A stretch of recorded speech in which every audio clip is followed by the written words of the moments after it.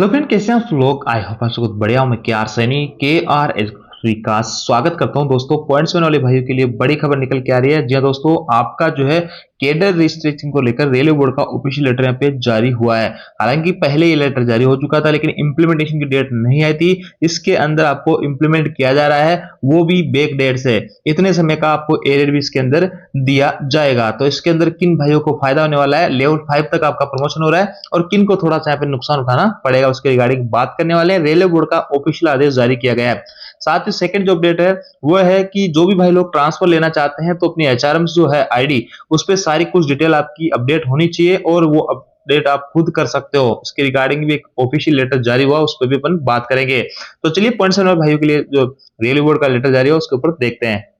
देखिए दोस्तों, स्क्रीन पे रेलवे बोर्ड का आप लेटर देख पा रहे हैं, और ये जो है लेटर का नंबर है। सभी जो जीएम है उनको ये लेटर लिखा गया है। सब्जेक्ट इसका है restructuring of pointsman cadre, detailed instruction for implementation regarding. देखिए ये जो है आरबी नंबर 39/2026, जो कि 14/5/2026 को लेटर आया था, लेकिन इंप्लीमेंट अभी तक नहीं हुआ था। तो इसको इंप्लीमेंट को लेकर, देखिए इंप्लीमेंटेशन को लेकर ये लेटर रेलवे बोर्ड के द्वारा जारी किया गया है। अभी कुछ ही देख रहे हैं, 4-5 दिन पहले यहाँ पे श्री गोपाल मिश्रा जी ने रेलवे बोर्ड को लेटर लिखा था इसको इंप्लीमेंट करने के लिए, और आज देखिए रेलवे बोर्ड ने ऑफिशियल लेटर जारी करके इसके इंप्लीमेंटेशन की जो डेट भी यहाँ पे दे दी है। यहाँ पे देखिए consequent upon approval of the minister of finance से अप्रूवल लेना पड़ता है होनरेबल प्रेसिडेंट से, कि किसी भी कैडर को रिवाइज करने के लिए। तो यहाँ पे देखिए आपका जो नया कैडर रहने वाला है वो इस तरीके से रहने वाला है। पहले आपके लेवल 1 और लेवल 2 दो ही लेवल हुआ करते थे, अब आप जो है लेवल 5 तक आपका प्रमोशन हो पाएगा। पहले आप सिर्फ लेवल 2 तक ही पहुंच पा रहे थे। ऐसे में अब जो पॉइंट्समैन ए और पॉइंट्समैन बी जो नाम था, उनका नाम अब चेंज होके पॉइंट्समैन ग्रेड 4, जो कि लेवल 1 वाले कर्मचारी, लेवल ग्रेड 3 आपका जो है लेवल 2 वाले कर्मचारी, और लेवल सेकंड ग्रेड सेकंड जो है आपका लेवल 4 वाले कर्मचारी, और ग्रेड फर्स्ट वाले जो है आपका लेवल 5 वाले कर्मचारी इस नाम से जाने जाएंगे। ये जो है कैडर का डिस्ट्रीब्यूशन किया जा रहा है।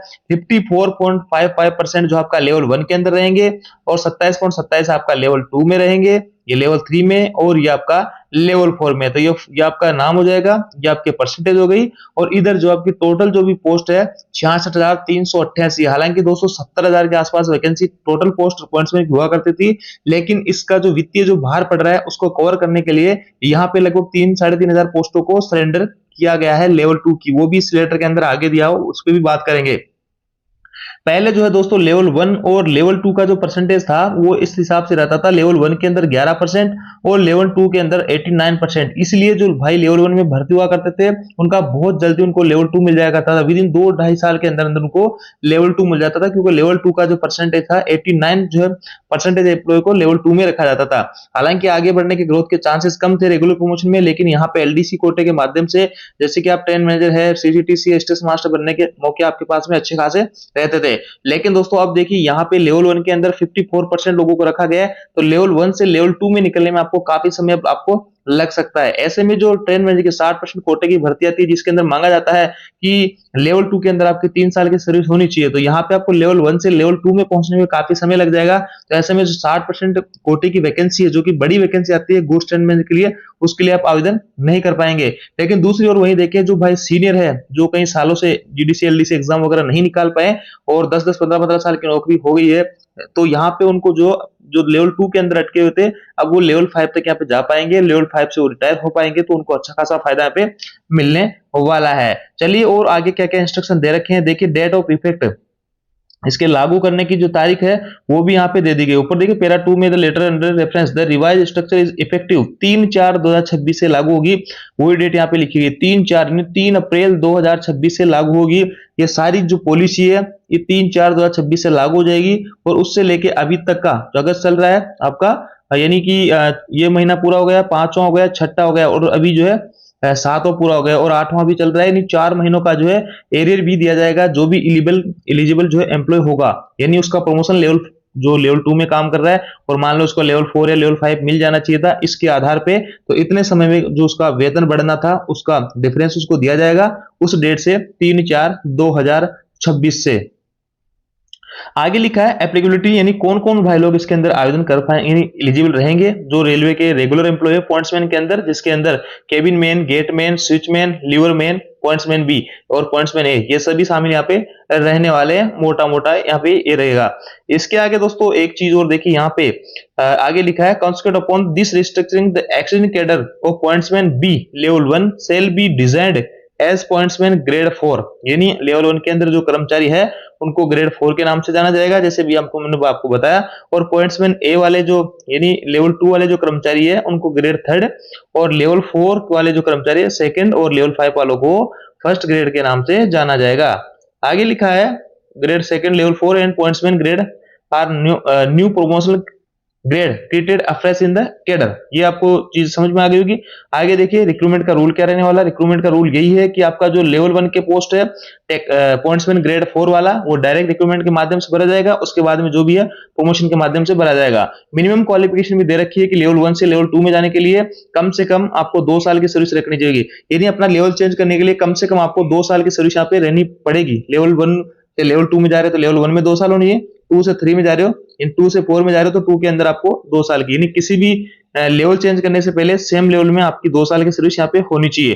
पे फिक्सेशन यहाँ पे देखिए आपके जो रेलवे के रूल है उसके आधार पर पे फिक्सेशन किया जाएगा। फिलिंग ऑफ वैकेंसीज, फिलिंग यहाँ पे वैकेंसी को भरने की जो बात की जा रही है कि अभी जो वैकेंसीज है यानी डायरेक्ट रिक्रूटमेंट कोटे से आपकी लेवल 1 की भरी जाएगी, और आगे जो वैकेंसीज है आपकी लेवल 4 5 वगैरह की तो उनको जो प्रमोशन कोटे से भरा जाएगा, यहाँ लिखा है।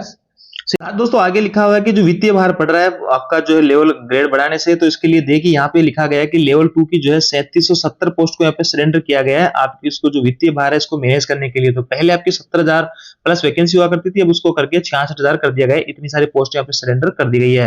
रिजर्वेशन एज पर रूल आपका रिजर्वेशन रहेगा, विजिलेशन डीएडीआर सब कुछ चीजें देखी जाएगी। पिन पॉइंटिंग ऑफ पोस्ट, यहाँ पे जो ऑफिसर वगैरह रहेंगे तो सभी स्टेशनों के अंदर पिन पॉइंटिंग की जाएगी कि किस ग्रेड की कितनी पोस्ट यहाँ पे होनी चाहिए। राउंड ऑफ पोस्ट यहाँ पे देखिए जैसे कि परसेंटेज है कि आपका जैसे 54 पॉइंट कुछ परसेंटेज है, तो लेवल 1 के अंदर मान लो पोस्ट निकल के आ रही 337.5, तो इसको राउंड ऑफ रखा जाएगा 337 और 0.5 से बढ़ जाएगा तो उसको अगले में आगे बढ़ा दिया जाएगा। और रेकनिंग ऑफ एमएससीपी का लाभ वगैरह आपको दिया जाएगा जो भी डेट वगैरह पड़ रही है। तो ऐसे में ये मैंने आपको मोटा मोटा बता दिया कि किसको फायदा होने वाला है। बाकी लॉन्ग टर्म में अच्छा खासा फायदा यहाँ पे देखने को मिलेगा। जो पुराने कर्मचारी उनको खास फायदा यहाँ पे रहने वाला है, नए कर्मचारी को थोड़ा सा नुकसान उठाना पड़ेगा क्योंकि उनको लेवल 1 से लेवल 2 निकलने में थोड़ा सा समय यहाँ पे ज्यादा लग जाएगा पहले की तुलना में। इसके अलावा दोस्तों देखिए यहाँ पे एक लेटर जारी किया गया है जिसके अंदर ये एक सर्कुलर नंबर 20/2026 के नाम से, हालांकि ये है तो आपका चीफ पर्सनल ऑफिसर जो है इंटीग्रल कोर्स फैक्ट्री चेन्नई की तरफ से, लेकिन सभी भाइयों के लिए काम का रहने वाला है। सब्जेक्ट इसका है updating of education qualification in HRMS and submission of education certificate for verification and validation, यानी आपका जो भी एजुकेशन क्वालिफिकेशन वगैरह है वो एचआरएम से अपडेट होनी चाहिए। आगे लिखा है it has been observed that the education qualification detail of many employ are either not available incomplete और नॉट अपडेटेड, यानी कई सारे कर्मचारियों की या तो अवेलेबल ही नहीं है या अपडेटेड नहीं है। The railway board vide RB number 61/2026 22/7/2026 को, अभी रेलवे ने एक आरबी नंबर 61/2026 से लेटर जारी किया था 22/7/2026 को ट्रांसफर को लेकर कि जिनकी 20 साल से ज्यादा सर्विस उनको प्रायोरिटी दी जाएगी। तो उसके लिए लिखा है कि while issuing introduction regarding the transfer policy has stipulated that employees seeking transfer cell apply only through the HRM portal, only आपको एचआरएम पोर्टल से ही जो अप्लाई करना है। और फिजिकली रिलीविंग और of an employee may be withheld with the approval of the competent authority, यानी आपको जो स्पेयर वगैरह किया जाएगा तो competent authority के माध्यम से किया जाएगा। If the employee does not possess or has not recorded the prescribed education qualification required for the post, यानी अगर आपके पास में जिस पोस्ट के लिए आप जा रहे हो उसके लिए एजुकेशन क्वालिफिकेशन आपकी जो रिक्वायर्ड होनी चाहिए। In order to maintain an accurate and authentic employ database, यानी ये आपका जो भी ऑथेंटिक है सारा कुछ डाटाबेस जो है अपडेट रखने के लिए आपकी जो एचआरएम आईडी है उसके ऊपर सारी कुछ डिटेल आपको अपडेट करनी है। इसके लिए इन्होंने तरीका भी बताया। According all employ are requested to comply with the following, यानी ये आपको करना है ईएसएस वाले आपको लॉगिन करना है, उसमें ईएसएस वाले ऑप्शन में जाना है, verify the education qualification detail HRMS if any, आपको वेरीफाई करनी है, उसको देखना है एजुकेशन क्वालिफिकेशन को किसी टाइप की कोई गलती लगती है इनकरेक्ट लगता है तो उसको आपको अपडेट करना है सब। और इसके साथ में आपके जो सेल्फ अटेस्टेड जो भी डॉक्यूमेंट्स वगैरह हैं वो अपलोड करने हैं। The personal department cell verify the certificate with the detail entered the HRMS and validate the education qualification in the system. वहां पे जो भी पर्सनल डिपार्टमेंट के कर्मचारी रहेंगे वो सारी कुछ चीजें चेक करेंगे और उसके बाद अपडेट कर देंगे। तो एक इंपॉर्टेंट इंस्ट्रक्शन दिया जा रहा है सभी कर्मचारियों को। Only those education qualifications supported by valid documents evidence will be verified and validated in HRMS. Employees shall be responsible ensuring the education qualification detail entered in HRMS are complete, accurate and supported by authentic certificate। यानी ये हर कर्मचारी की जिम्मेदारी होगी कि सारे कुछ जो है आपकी क्वालिफिकेशन वगैरह अपडेट होनी चाहिए, सारे कुछ डॉक्यूमेंट आपके अपडेट होने चाहिए और ऑथेंटिक होने चाहिए। अगर किसी भी टाइप से आपकी कोई गलत एजुकेशन क्वालिफिकेशन जुड़ी है या इनकम्प्लीट है तो ऐसे में आपको रिलीव वगैरह नहीं किया जाएगा, आपका ट्रांसफर रोक लिया जाएगा। तो यदि दोस्तों अपडेट जानकारी आपको अच्छी लगी, वीडियो आपको अच्छा लगे वीडियो को लाइक कीजिए, दोस्तों शेयर जरूर कीजिएगा। Thank you.